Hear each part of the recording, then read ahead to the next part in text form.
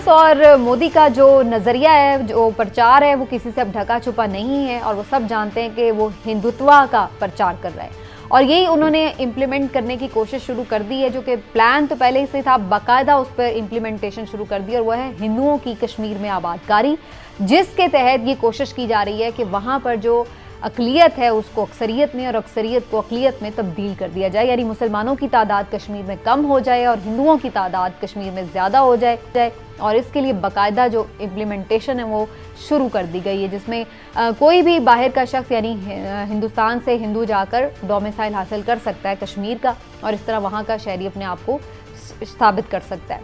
तो जनाब, इस तरह की सिचुएशन करने से क्या ये सारी जो ड्रामेबाजी है कामयाब भी हो सकती है या नहीं, और इसको रोका कैसे जा सकता है, उसके बाद क्या फिर इंडिया तैयार हो जाएगा इस तस्वाबे राय के लिए, इस मास्टर प्लान के पीछे उनका असल टारगेट क्या है, इस पर बात करनी बड़ी ज़रूरी है।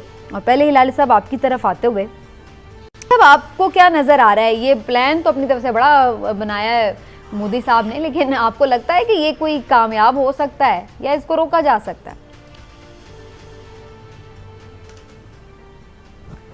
पहली बात तो ये है कि ये प्लान जो है ये सीधा वही प्लान है जो नेतन्याहू ने गाज़ा में इम्प्लीमेंट किया था और इसका दोस्त मोदी को इसने मशवरा ये दिया है कि तुम ये करो और ये पॉपुलेशन का कम्प्लेक्शन ही चेंज कर दो तो तुम्हारा मसला हल हो जाएगा, मुस्लिम मेजॉरिटी से हिंदू मेजॉरिटी कर लो। देखिए, बात असल ये है कि ये तो सबको पता है ये इसका गोल है और हम देख रहे हैं कि जो गाज़ा में होता रहा है अंडर नेतन्याहू वो पूरी मुस्लिम दुनिया को पता था और ख़ास तौर OIC को, मगर एक सेटलमेंट भी नहीं रोका कि इसलिए कि OIC and the Muslim world oppose it. Netanyahu ने कहा भाड़ में जाओ, वो करता गया। अब आके रिकग्निशन के लिए उसने टेम्परेरीली कहा है कि मैं वो फ्रीज करूँगा टेम्परेरीली, मगर अब उस पर भी लड़ाई हो गई है।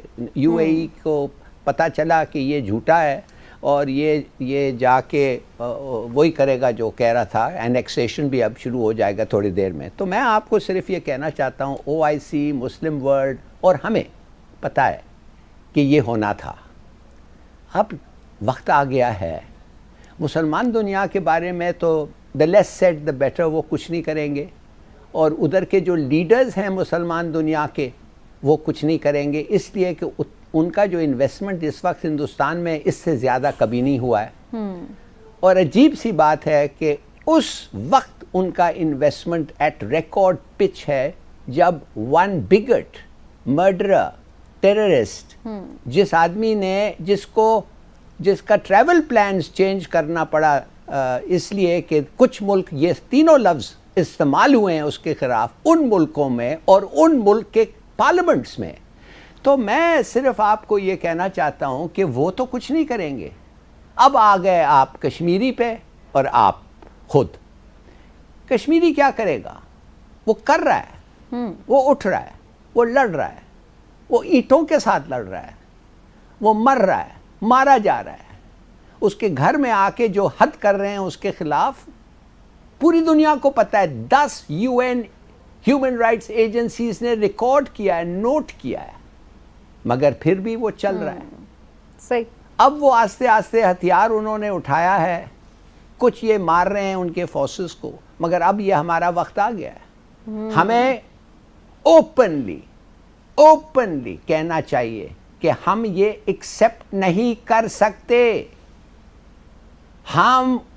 We have a responsibility to them और हम उनको तो मदद कह रहे हैं, लेकिन वो कोई फर्क नहीं पड़ा हमारे कहने से। मॉरली not only, नहीं, wait a minute, not only morally, diplomatically, politically, but in every way, इसलिए कि वो मारे जा रहे हैं, इसलिए कि जो हो रहा है it's slow genocide। तो मेरे ख्याल में ये वक्त आ गया है जब पाकिस्तान को खड़ा होना पड़ेगा और अगर उसके ऊपर इसलिए कि ये हो रहा है पेनल्टीज आए, मुसल्लत किया जाए, और अगर हिंदुस्तान जंग के तरफ आए तो उसके लिए भी तैयार होना पड़ेगा। बिल्कुल सही। इसलिए अगर हमारे हथियार जो हैं अगर वो इसीलिए बने हुए हैं कि हम दब जाएं या उनको कभी इस्तेमाल ना करें یا کبھی کہتے رہے ڈیٹرنٹ. اور ہماری تو ساری جنگیں ہی سر کشمیر پر ہوئی ہیں نا, مسئلہ یہ ہے. بالکل ٹھیک ہے, ویری رائٹ, صحیح.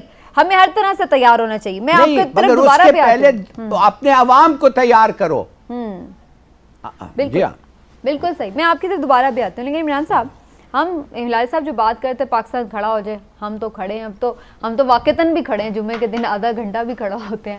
اس کے بعد جو سفارتی تعلقات ہو سکتے تھے وہ کوشش کی گئی. پچھلی بار ہم نے دیکھا جنرل اسمبلی میں بڑی اچھی تقریر ہوئی. اس دفعہ بھی کچھ ایسی ہی پلاننگز ہیں, اور وہاں پہ اس کے علاوہ بھی سائڈ لائن پہ 100 ملاقاتیں ہوئی تھیں. اس وقت بھی باتیں کی ہیں ساری عمران خان صاحب نے. تو ہم تو کافی اوپنلی مقدمہ لڑ رہے ہیں, اس کے باوجود بھی کوئی فرق نہیں پڑ رہا ہماری کوششوں کا. سمینہ, آج نا یہاں پہ تو ہمارے ہاں 10 محرم شروع ہو چکا ہے, اور یہاں دیکھیں یوم عاشور کے حوالے سے جلوس بھی نکل رہے ہیں. لیکن ایک کربلا جو ہے نا وہ اس وقت کشمیر میں بھی ہے. کشمیریوں کو بھی آج اسی کربلا کا سامنا ہے. آپ یہ دیکھیں کہ ان کو وہاں پہ مذہبی طور پہ جلوس نکالنے کی اجازت بھی نہیں دی گئی, اور جنہوں نے نکالنے کی کوشش کی ان پہ ایپلیٹ گن سے فائر بھی کیے گئے. اب یہ دیکھیں آپ کہ اتنا ظلم ہے, اور اس کے مقابلے میں اڑیسہ میں ہندوؤں کو, آر ایس ایس کے گھنڈوں کو, جو ان کا کوئی ہندوؤں کا تہوار تھا, ان کو جلوس نکالنے کی اجازت دی گئی ہے.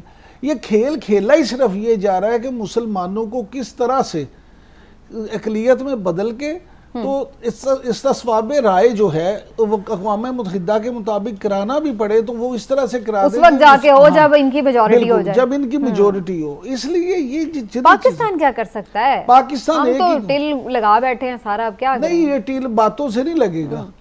وہ کہتے ہیں نا کہ کشمیر جو ہے وہ قرارداد مذمت سے نہیں, ہندو کی مرمت سے آزاد ہوگا. اس طرح سے نہیں ہوگا. آپ یا تو کشمیریوں سے کہہ دیں کہ یار ہم ایمان کی اس کمزور ترین حالت میں ہیں کہ ہم تمہاری صرف دل میں مدد کر سکتے ہیں, یا پھر آپ جو اس طرح ہلالی صاحب کہتے ہیں آپ کو کشمیر کے لیے اٹھ کھڑا ہونا پڑے گا. آپ پوری دنیا کو یہ کہہ دیں کہ یہ کشمیریوں کی نہیں, یہ ہماری جنگ ہے, ہم ان کے ساتھ لڑیں گے, وہ فریڈم فائٹرز ہیں اور ہم ان کا ساتھ دیں گے.